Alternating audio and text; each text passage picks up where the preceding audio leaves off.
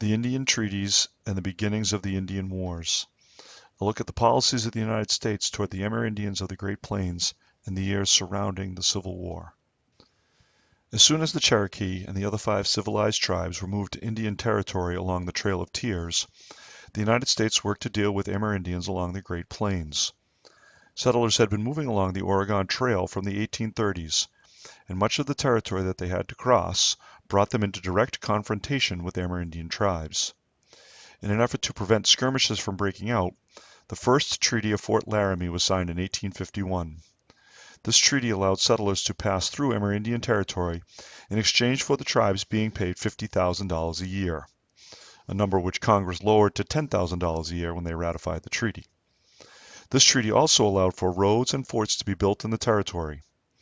Amerindians believed that the United States settlers would honor this treaty and that their concerns about their land would be over. In 1853, the United States negotiated a treaty with 3 Amerindian tribes to try and prevent them from fighting with each other. The government believed that this fighting was a potential threat to settlers as they moved west and they wanted it to stop. So the Treaty of Fort Atkinson worked to end disagreements between the Comanche, the Kiowa, and the Apache in the Iowa and Nebraska area. Part of this treaty allowed the United States to continue to build roads through Amerindian territory. The discovery of gold at Pikes Peak, just outside of Denver in Colorado in 1858, essentially voided those treaties from the point of view of the United States government. Settlers trying to strike it rich crossed into land set aside for Amerindians under the Treaty of Fort Laramie in 1851.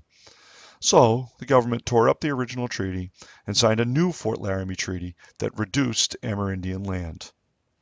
By this point, some Amerindians were angry that their land was being taken away from them and refused to go along with the treaties, living as they always had. U.S. Army forces were sent in to make sure that they were living by those treaties. At a Cheyenne settlement along Sand Creek, about 170 miles outside of Denver, U.S. troops killed between 70 and 163 Amerindians, many of whom were the elderly, women, and children because their warriors were out hunting. This tribe had been friendly with the United States, and in fact, their leader, Black Kettle, flew an American flag at the settlement. This did not matter to the men of Colonel John Chivington, who ignored his orders and began their attack.